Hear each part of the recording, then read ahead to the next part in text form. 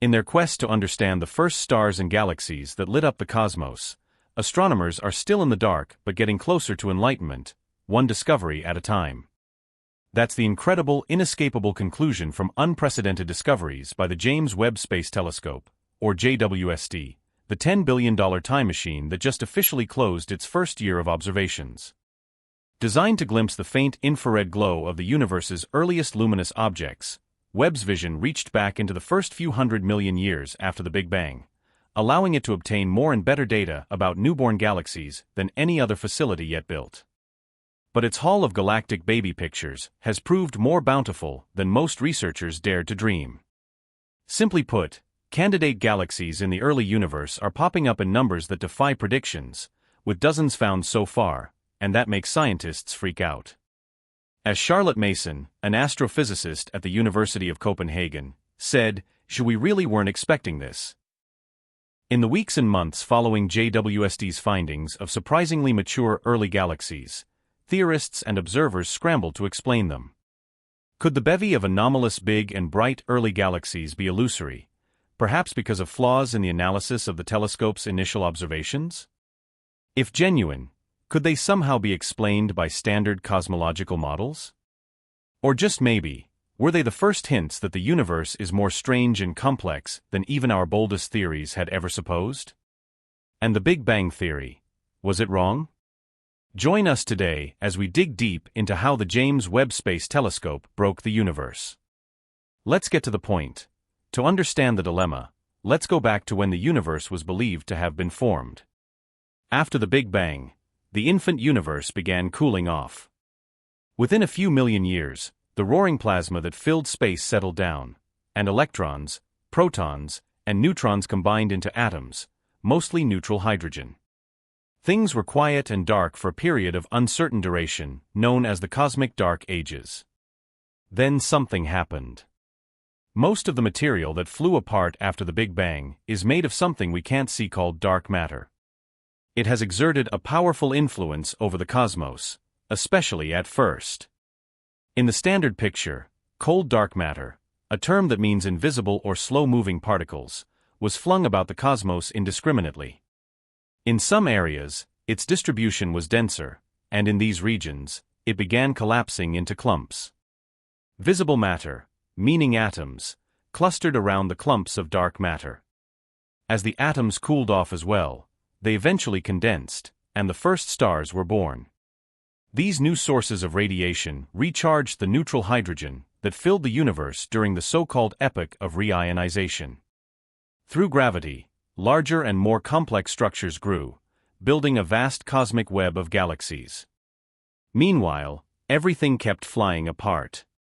The universe is expanding rapidly. The astronomer Edwin Hubble figured out in the 1920s that the universe is expanding, and in the late 1990s, his namesake, the Hubble Space Telescope, found evidence that the expansion is accelerating. Think of the universe as a loaf of raisin bread. It starts as a mixture of flour and water, yeast, and raisins. When you combine these ingredients, the yeast begins respiring, and the loaf begins to rise. The raisins within it, standing for galaxies, stretch further apart from one another as the loaf expands. The Hubble telescope saw that the loaf is rising even faster. The raisins are flying apart at a rate that defies their gravitational attraction. This acceleration appears to be driven by the repulsive energy of space itself, so-called dark energy, which is represented by the Greek letter lambda, pronounced lambda. Plug values for cold dark matter, regular matter, and radiation into the equations of Albert Einstein's general theory of relativity, and you get a model of how the universe evolves. This lambda cold dark matter, or LCDM, model matches almost all observations of the cosmos.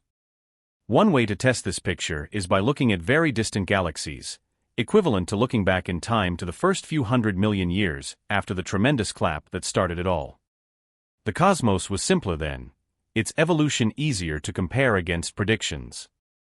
Astronomers first tried to see the earliest structures of the universe using the Hubble telescope. In 1995, over 10 days, Hubble captured 342 exposures of an empty-looking patch of space in the Big Dipper. Astronomers were astonished by the abundance hiding in the inky dark. Hubble could see thousands of galaxies at different distances and stages of development, stretching back to much earlier times than anyone predicted.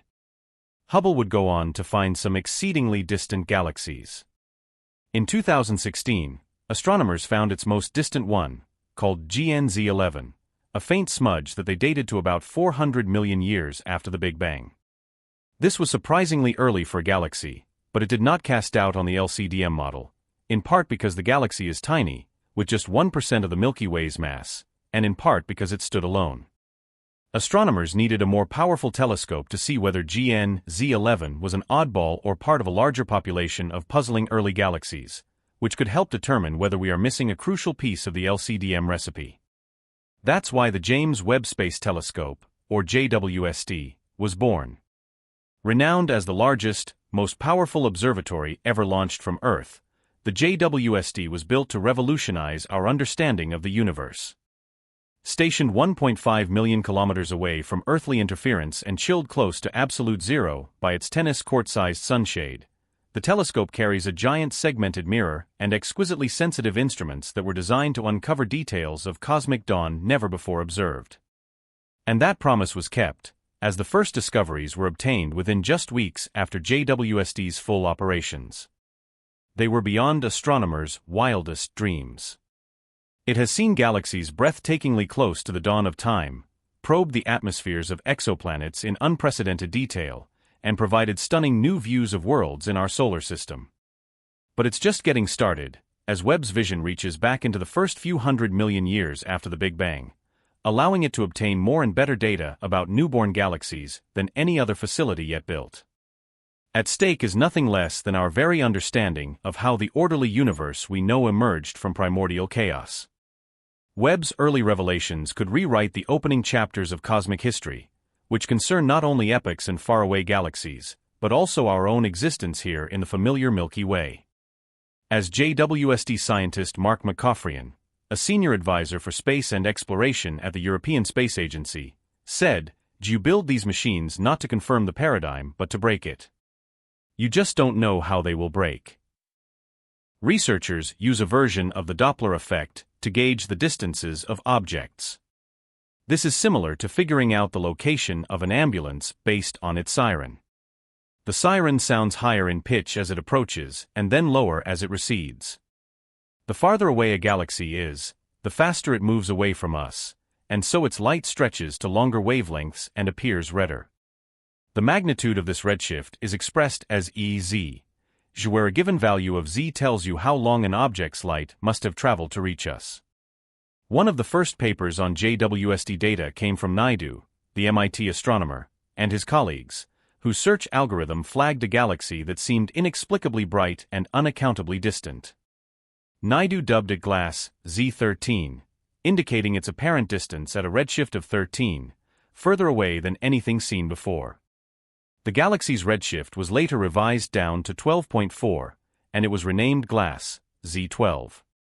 Other astronomers working on various sets of JWST observations were reporting redshift values from 11 to 20, including one galaxy called CRS 1749, or CR2Z71, whose light appears to have left 13.7 billion years ago, just 220 million years after the Big Bang, barely an eye blink after the beginning of cosmic time itself.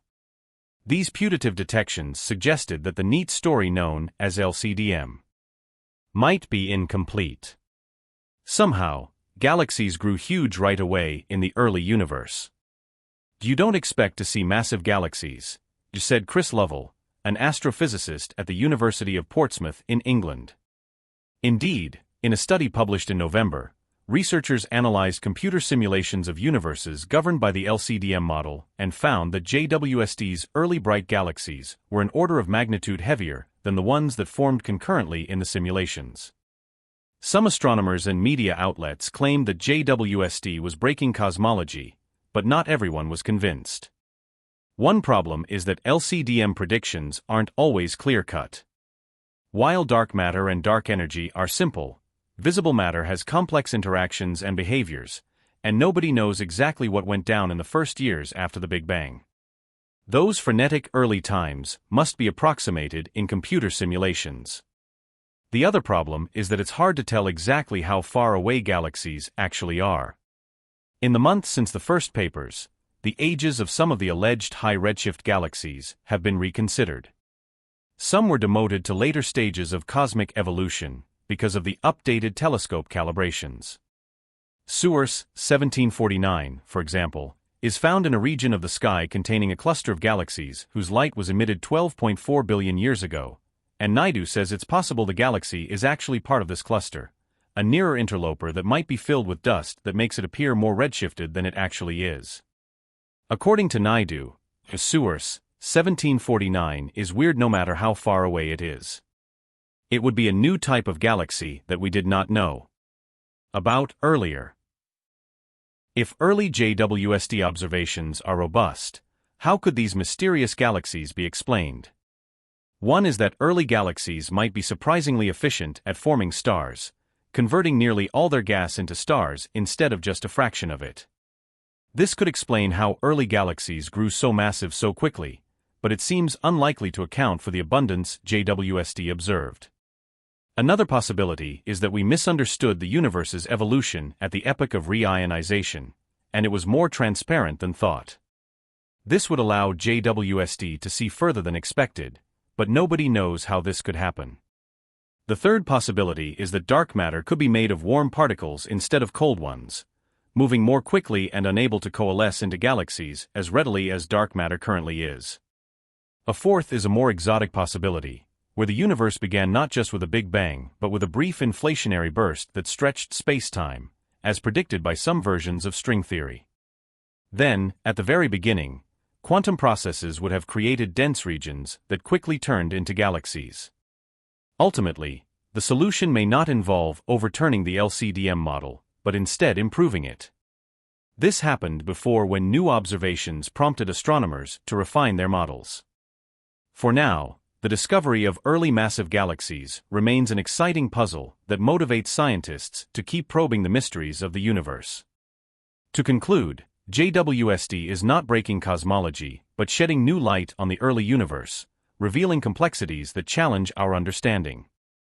As more data is collected and analyzed, we may find that these early massive galaxies can be reconciled with existing theories, or they may lead to new insights that refine our models.